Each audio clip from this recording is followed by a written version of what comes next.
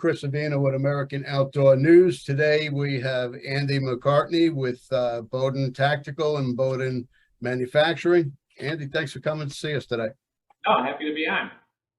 So tell me a little bit about Bowden Manufacturing. That's more of the more of government contracts, things of that nature.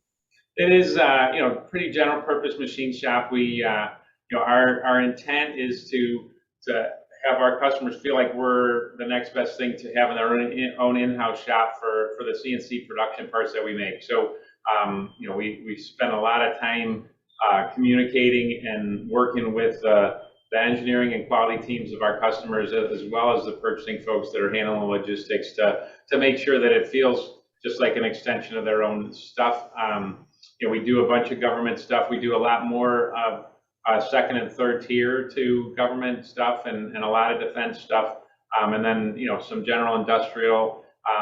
We got aerospace certified, guys, probably been 15 years ago or so now, and ISO 9000 turned into AS 9100, which is what we are now. And so service in the aerospace market has been a big part of what we've been going after and what we've been doing. And it's that market that kind of stays steadily going along until, a global pandemic comes along and then everybody stops feeling comfortable flying airplanes. And so that industry is really, went through the ringer at the beginning of the pandemic and now is racing to try and come back as fast as possible, even though, it's a very challenging job market and a very challenging supply chain market that essentially they really took down to nothing and now they're trying to rebuild. So it's been, it's that mainline business of our manufacturing stuff, has been, it started back in 1952. Obviously, I wasn't here at that point.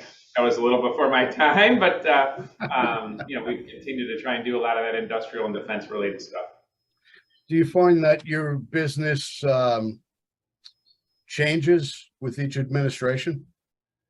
There's certainly a cyclical nature. I think it changes more when there's a shift from party to party, right? So when the same party stays in control for multiple terms, then that doesn't create as much change as when we go back and forth. And I think especially when you're in the defense zone, as we and I'll never forget when Obama won the election and leading up to that, the kind of the Republican administration that was there, they want to make sure the troops can stay protected. And so, they have some ability to exercise their budgets and stuff. And so they were buying, and it's partly inherent in the government cycle that they get certain budget for the year. And if they don't spend it all, they don't get it the next time, right? So there's a lot of what you hear is that stereotypical end of the fiscal year buying.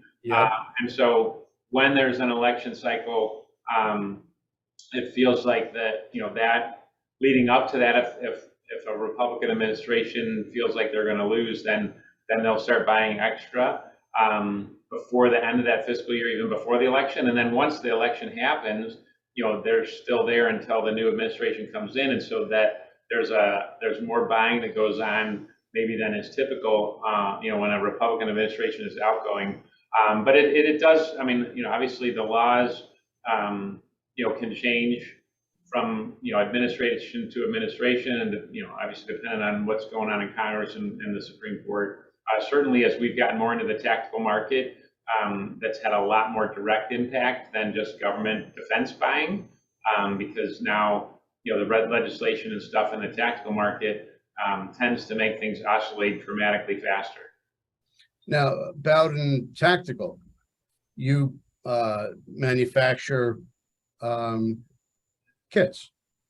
So we do, yeah. So we started with Bowden Tactical. So we had been doing a lot of defense stuff, and one of the times where the gun market was growing, the ARs and commercial gun market was growing, we got some contract work to make handguards for, I think there were 7 or 8 different OEM builders, and so that kind of got us. We dipped our toe in the water to use other people's extrusions to make handguards, and so it was good engineered product for us. We were learning a lot pretty quick over different ways to make the parts and different ways to make sure that we were meeting the mill standard, Picatinny rails and stuff. Blast to engineering, please. Blast to engineering. Sorry, we got real live action going on. That's the actual shop. You actually have a running operation. Got the operation behind me.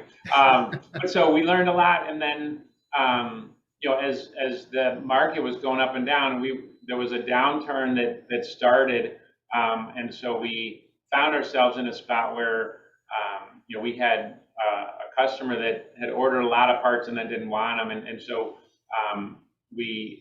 as we were looking to see, hey, how do we play in this market?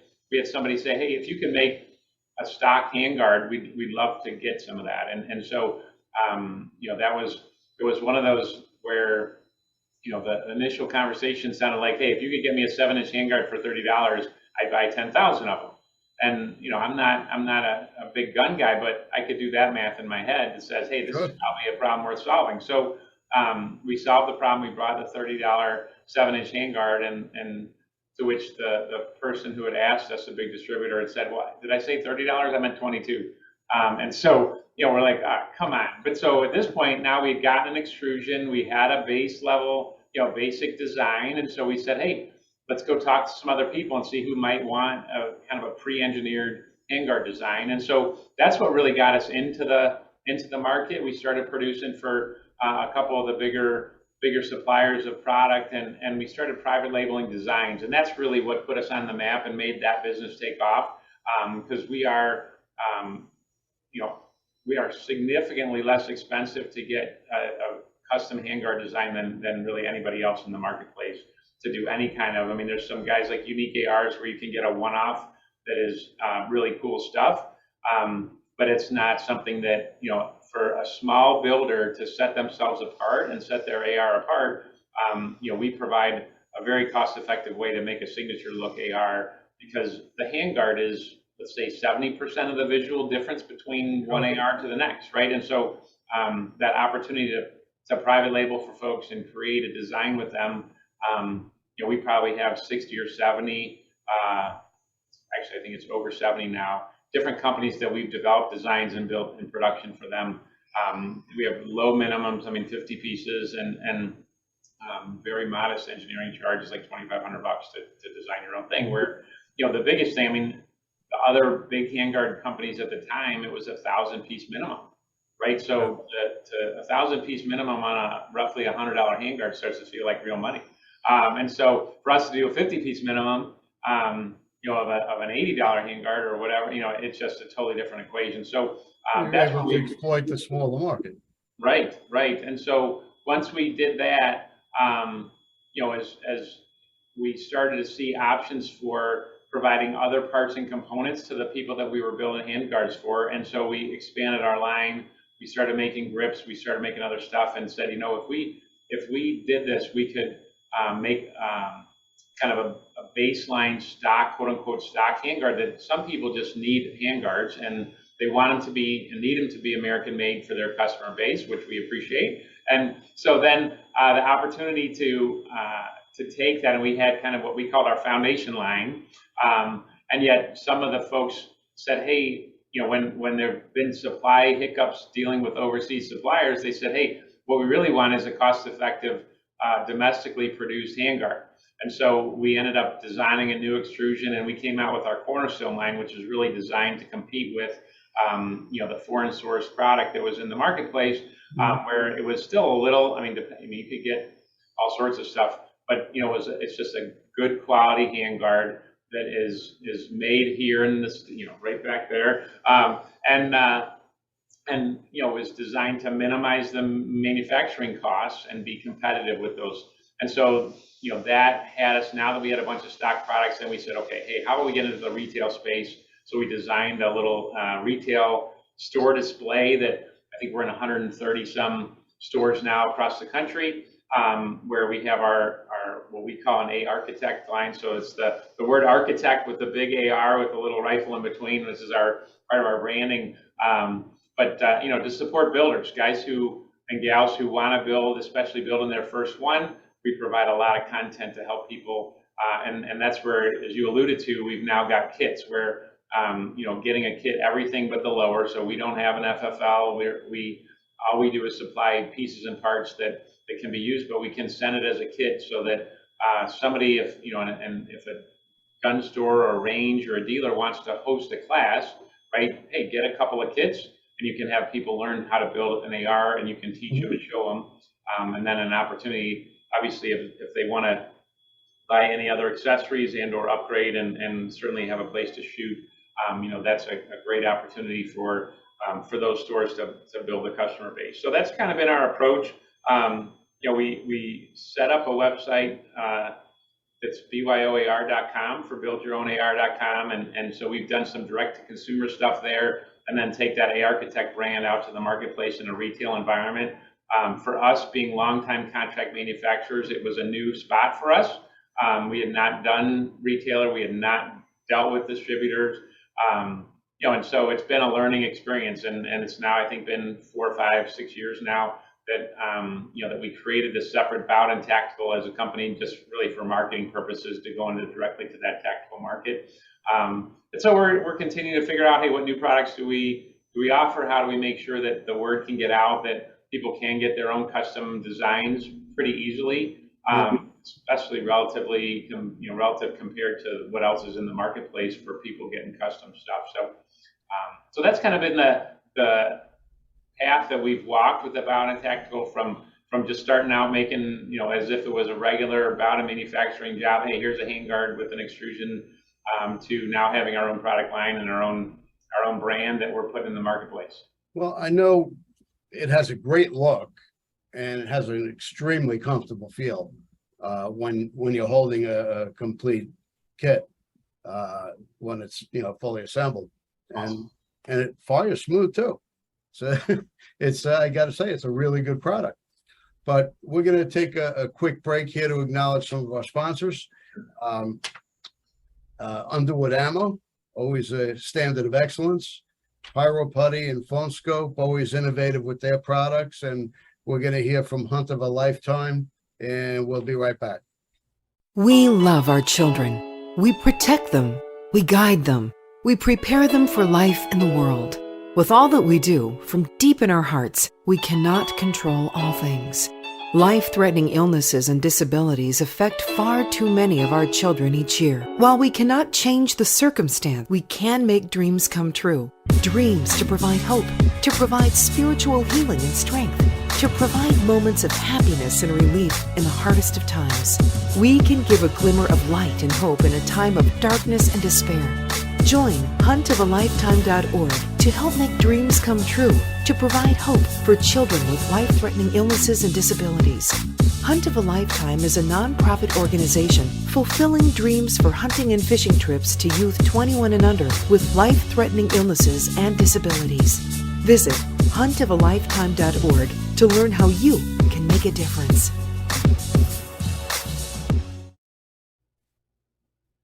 Okay, and we're back. All right, now, Andy, there's a lot going on in the industry that could potentially influence your business. Have you had any adverse effects from the banking industry or the credit card industry, especially on the tactical end? So definitely, I mean, on the tactical side, there's certain, as we were setting up our direct-to-consumer website, we were limited in the credit card processing companies that we would use, and fortunately, in exhibiting at some of the shows and being at some of the trade industry shows, we ran into and met a number of folks that specifically on the opposite, where they're targeting that industry for helping them, as opposed to targeting that industry for saying, hey, we don't want to participate in that at all. And so we've seen some of that, and we have a regular kind of our Bowden manufacturing credit card processor, and then we have our Bowden tactical credit card processor, because it's not the same, because our manufacturing, we use Shopify, and that's not one that you can use in the tactical market. And so, hey, we've had to adjust, and there are certainly, I think the other one that is noticeable for us is some of the shipping companies. And, Yeah. and, you know, we do machine products, right? And yet, if they have, some of them have had, if they had the sense that, hey, these are gun parts, then they don't want anything to do with it, and so they've refused to pick up shipments and stuff. And you know, it's you know, the fact. I mean, it's one of those things where, okay, if, like when we went into our credit card processing, we knew that there were some people that had issues, and so it was clear to steer, you know, go down a different path. And the challenge has been is when all of a sudden a policy changes by a company, and now you have a pickup that doesn't get made because somebody decided, hey, I'm not going to pick those parts up. And so that has been more challenging to deal with. And again, it's you know, trying to do good business. You know, there's people that want to support our industry, and there's some people that don't. And hey, finding those that want to support it within what we're trying to accomplish is, yeah, you find those partners and then you work with them. Yep. Now, I know the ATF is coming out with something. It's going to be HR 2021, I think, somewhere around there. That's going to redefine the lowers. You know, what needs to be serialized, what don't need to be serialized, what defines an 80% lower, or is it going to now be an 83% lower? Things of that nature. Even the periscoping stocks, things of that nature is going to fall into that type of bill. Now, how will something like that affect your business? Well, and so obviously until legislation is passed, it's really hard to know because there's so much negotiating that happens and how things change as they get toward the closing stages. But I mean, certainly, you know, we have this balance in the gun industry, right? There's people that are doing, you know, bad things with a gun, and you know, you have people that obviously are mentally sick or ill or whatever that are doing some crazy stuff, and it makes a bad, you know, mark on the industry. At the same time, you know, that you know, we have an opportunity that you know, we have rights that we should be able to uphold, and the ability to defend ourselves. So I think as these bills come through, and I think, you know, it's interesting. You know, we've talked a lot around here about how the ATF will put out an opinion, and then when does their opinion become law? When you know, stuff gets passed through Congress, and then obviously then it's all subject to going through Supreme Court review. And so you know, I think the opportunity for us to take it one step at a time, you know, and deal with what makes sense based on the current set of circumstances, and recognizing that, you know, this is one of those industries where that can change day in and day out. We just don't know, right? And so the opportunity to make good decisions, you know, we certainly, you know, and you know, Jim is our resident gun guy here. I mean, you know, hey, we want stuff to be done by the book, right? And you know, we want to be able to say, hey, we do exactly what you're supposed to do, what's required by law. And you know, we don't have an FFL, so we're not making guns. We're making component parts and accessories. And if we have to start serializing handguards or grips or uppers or whatever else we're making, hey, we're going to play by the rules. And some of those rules will add cost to what we're doing. We understand that. And hey, we want to be able to do good business, and, you know, make products that people want to use that are comfortable and very, very functional and aesthetically pleasing. And if we got to put an extra serial number on something, so be it. If we have, I mean, we're an aerospace shop, so we trace material traceability because we know we have a bunch of parts that go in airplanes, right? So for us to adjust how we do traceability, I mean, we're already tracing it from the moment it's, you know, the aluminum or the steel or whatever is made and certified, and before it comes in, and we're tracking it all the way through our shop. So for us, some of the restrictions / regulations about being able to trace stuff and serialize it and all that stuff, it's a potential additional burden on us, but it's not something that we don't, you know, there's nothing that I've heard yet that feels like it's something that we're not prepared to be able to handle and work through. It's cumbersome, but it's not going to influence you one way or another. It's basically going to determine what constitutes a unfinished frame. Right. So that, you know, might give you an extra step, but it's not really going to affect your business. Yeah, and we don't deal in, because we don't have an FFL, we're not making lowers.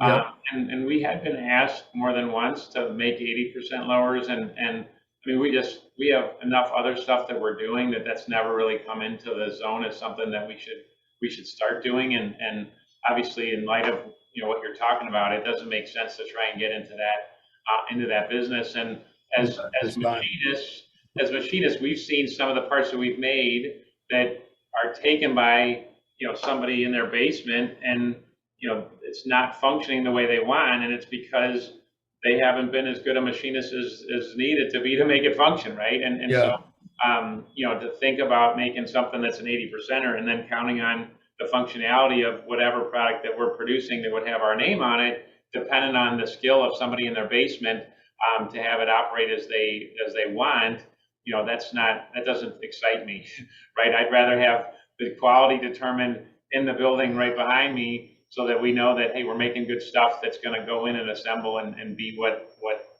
you know, what we've sold and put out there. So you know, we certainly, I mean, anything that doesn't function as it's supposed to, we want it to come back here so we can replace it, understand what happened, and ultimately we stand behind everything we make. And if we make a mistake, hey, we want it brought back in this building so we can learn from it, and we can get the person who's got it a product that has our name on it that works exactly as they want. Well, I know as of a couple days ago, a new bill surfaced, as they're always going to. Yeah.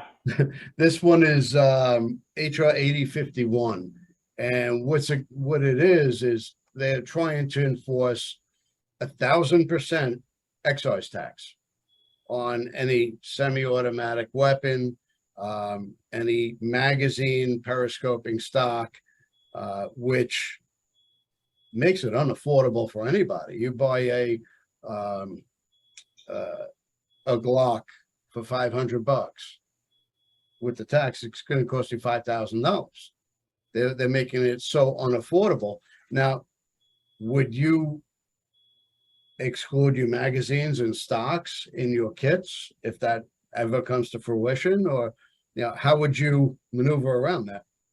Well, I mean, it's a fair question. I don't know that we've gotten that far in the thought process of what we're doing. I mean, you know, we do not produce magazines in-house. We purchase those to go with the kits, and the same is true for the stocks. And so, you know, I think we might feel differently if it was something that we were producing that was suddenly, you know, I mean, it's hard enough to control costs when you're not dealing with 1,000% tax, right? But so the opportunity to see, again, you know, money, the reason you know, the idea behind using money to control behavior is because money does control behavior. And Sure. So, you know, kind of reaching up and pulling a number out of that, saying, okay, how about 1,000%, right? I mean, you know, it seems like a lot of times in negotiation, especially in political realms, like, you know, these kinds of things where, hey, you start with a number that's so outrageously high that suddenly a 200% tax doesn't seem so bad when you're talking 1,000%, right? And so the opportunity to, you know, to start outrageous and then see, hey, where does it get us, and how do we work our way through it? You know, the good news for us is that we're really pretty small company compared to a lot of the other bigger folks, and so the good news is you know, when something is seemingly is patently unfair to a particular branch of what's happening, to try and somehow circumvent the other means of legislating, you know, controls and whatever, where it's just an intent to go after somebody's pocketbook. You know, those tend to not be able to stand up very long, because unless there's, you know, you pull 1,000%, literally you're pulling a number out of the air, right? And so, you know, what number should you pick? And that, you know, I haven't heard any justification for it other than, hey, we want to make it super expensive so nobody will do it. Well, there's a lot of people's industries and lives that are at stake based on making a decision like that. And, you know, almost, well, any other industry, you know, it'd be cries of outrage, right? So, you know, we do, I think, in this country, you know, there's a lot of, as a manufacturer, right? There's been a lot of, in the last, you know, 10 to 20 years, this, all right, are we outsourcing overseas? Are we reshoring and all this stuff, right? And we as consumers, we want high quality for as little dollars as we can pay, and we'd love to have it made here. And yet, when the pandemic came and interrupted the supply lines, Yep. we started being willing to pay more for what we could get, and the stuff that we could get was made domestically. And as the supply chain starts unwinding itself, obviously we are reshoring a lot of stuff, which, making it back in the States, and yet we got accustomed to paying a certain amount for stuff, and we don't like paying more if we can find a cheaper option. And so that balance between our consumer behavior and our kind of nationalistic mindset around where are we going to get our stuff made, oftentimes the dollars are what drives our behavior as consumers more than anything else. And so certainly, those, as the folks in Washington try and pull different levers to get us to behave a certain way, that's all part of the equation. And fortunately or unfortunately for guys like you and me, we don't have a whole lot of control over it other than, talking about it and thinking through, hey, how do we deal with this the best we can? And supporting the folks that are advocating on our industry and our business's behalf, is part of the equation. Well, we're seeing a lot of bills being drafted as far as, gun control and whatnot, but you're not seeing them go to the floor. So I'm not putting a lot of credence into these bills just yet. And come the midterms, who knows what's going to happen. But, getting back to the banks, when a credit card company or a bank can pick and choose what industry they want to deal with, that really kind of sets a bad precedent, and a very dangerous one at that. It can. I think, I laugh because, thinking about different industries, right?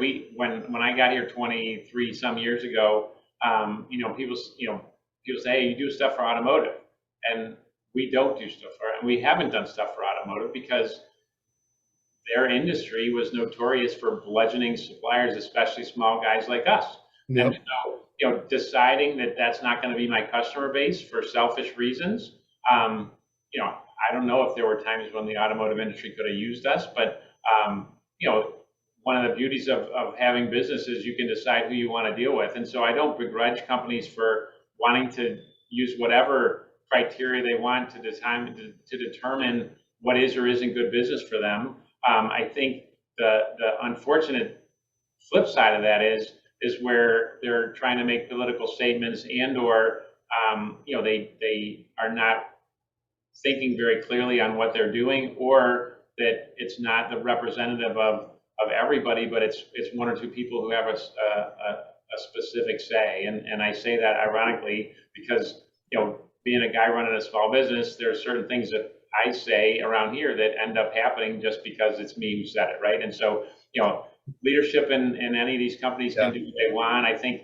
we all have choices on what we're going to do and not, and, how we subject ourselves and where we spend our time and money, that helps dictate things. And I know our industry deals with social media a lot, and as anybody trying to promote, and we're severely limited on how we can do that. And while I understand it, obviously it limits our ability to do some of the stuff that we can do in other industries or other areas of what we're doing. So,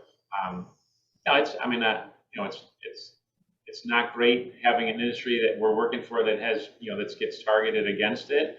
And yet, I've seen it in other areas for different reasons. And, hey, we do the best we can to do good business.